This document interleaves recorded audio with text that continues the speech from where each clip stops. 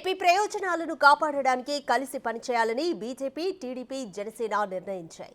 ఈ దిశలోనే వచ్చే ఎన్నికల్లో కలిసి పోటీ చేయడానికి ఒప్పందం చేసుకున్నాయి. మొత్తం 175 అసెంబ్లీ, 25 లోక్సభ స్థానాలకు గాను బీజేపీ, జనసేన కలిసి 30 అసెంబ్లీ, 8 లోక్సభ స్థానాల్లో పోటీ చేయాలని ప్రాథమిక అవగాహనకు వచ్చినట్లు తెలిసింది.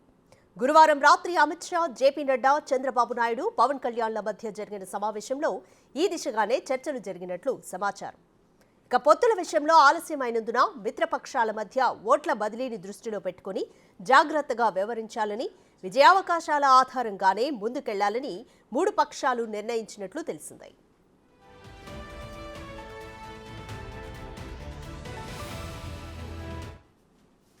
ఈ చర్చలను ముందుకు తీసుకెళ్లడానికి 3 పార్టీల అగ్రనేతలు శుక్రవారం మరోసారి సమావేశం కావాలనుకున్నా అమిత్ షా, జేపీ నడ్డాలకున్న ముందస్తు కార్యక్రమాల వల్ల సాధ్యం కాలేదు.